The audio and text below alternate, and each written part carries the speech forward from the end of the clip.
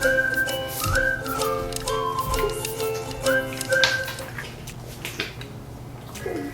everyone, this is Lincoln here. He is 9 months old. Actually, he turned 9 months 3 days ago. It's October 9 today. And so he was born January 6. Lay down. Yes. Good boy. Yes, you are. Sit. Yes. He is a male and they average between 99 pounds and 110 pounds. I haven't taken him to the vet yet, but I'm gonna try to take him tomorrow. Hopefully I can find one that's open so I can get his actual weight. I'm guessing he's already reached 100 pounds, but I'll go ahead and list it right here if I find a vet that's open. And so for males, when they're full grown, they can reach between 25 to 27.5 inches in height from their shoulders. Lincoln here, he's already reached 27 inches in height from the top of his shoulder here. It actually is 27.5. So he's already at the average for most males once they're full grown. Okay, so some of the things that I've noticed in Lincoln at 9 months old, I will be covering first the developmental stages that you should expect.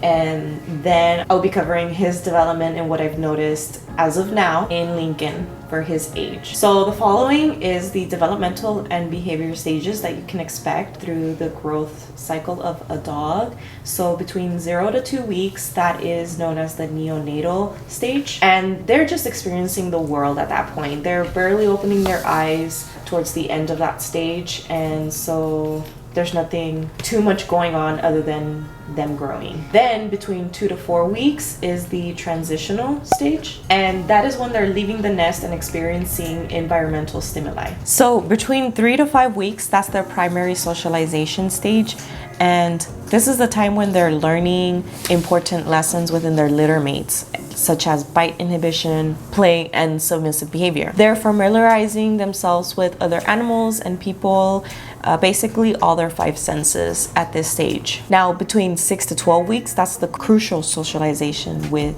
humans. And now Corsos in specific, they need more in-depth socialization than most other breeds. And between 8 to 11 weeks, that is what's called fear imprint stage. So things such as loud noises or even an overbearing crowd can really scare a puppy. And it's important to have a controlled and positive experience around this time. Between 3 to 6 months is what's known as juvenile period. Now, this is the time when it's important to continue your training with your puppy and build that strong bond between each other. So now we're gonna get into the second fear period, which is the period that Lincoln is currently in. And this happens between 6 and 14 months. And this is when they're reaching their sexual maturity. They lose their puppy coat, so it'll become thicker in some cases. You might notice a slight rise in reactivity or territorial behavior. They will be more fearful towards new situations or people as well. So in this adolescence phase, it happens at different time periods between different breeds.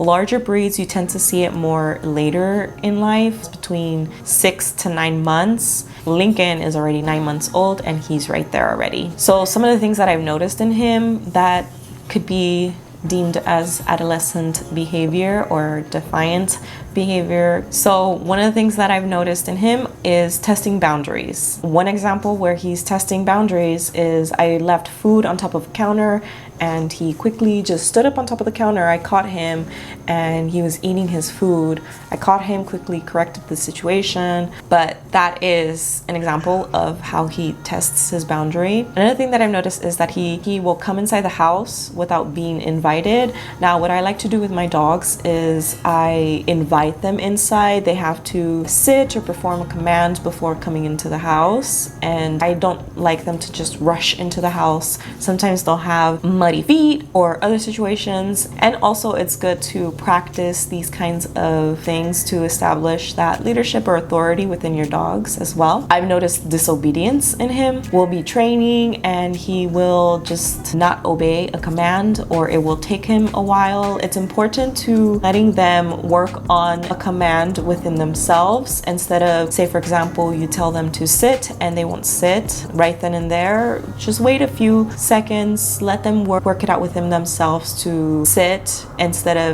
you interjecting and saying sit, sit, sit. That's not good, because then it's teaching them, oh, okay, I will still get a treat if I wait 3 sits before actually sitting. So say sit, wait a few seconds, and if they don't listen or pay attention, then just redirect and just redo the whole training session. Another thing that I've noticed is mounting. He has, on certain occasions when he's in a very excitable stage, he has mounted me or my daughters. When we're at his level, he will mount, which is normal in adolescent pups. He has selective hearing. I've noticed when we are out on our walks and I want to do a quick little mini training session and there are other noises in our environments, maybe there's a dog barking or there's the mailman walking by, he will pay more attention to what's going on versus when I call his name or when I try to get his attention, which leads me into the next point that I've noticed, which is problems with concentration and focus. Certain bratty behaviors that I've noticed in him are like barking or jumping. Something that I've done since the beginning, I will hold his food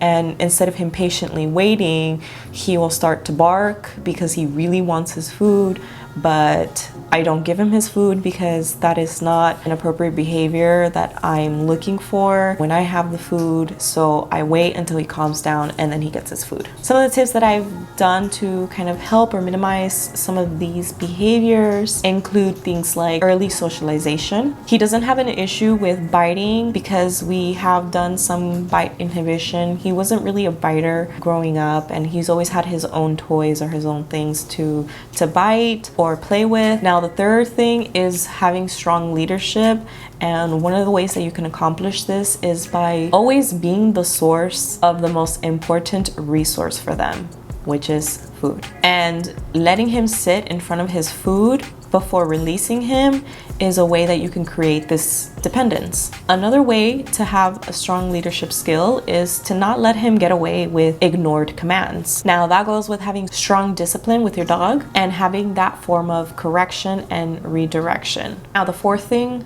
that I've done is be consistent. So obviously what is consistent for me may look different than what's consistent for you or the next person.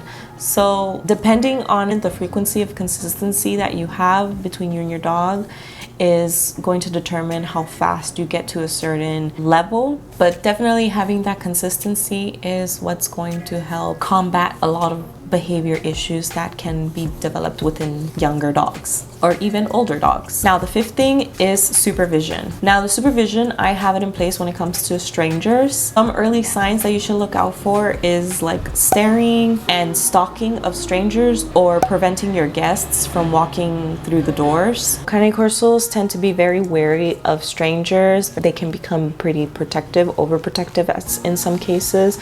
So it's always good to supervise your Corso, make sure that they don't develop certain behavioral issues and whatnot. And then the last thing is, of course, patience. Especially during the adolescent stage, patience and consistencies, those two things go hand in hand. They're going to be the key factors in overcoming these stages because really it just takes time. It's going to be time until they mature and develop into fine, outstanding dogs. So that's going to be it for this video. Hit that like button and comment down below what kind of issues you've gone through with your pup. And I have a video coming up on how to discipline your pup. You can click on it right here. If it's not here yet, then I'll have another good video that you guys can watch in the meantime.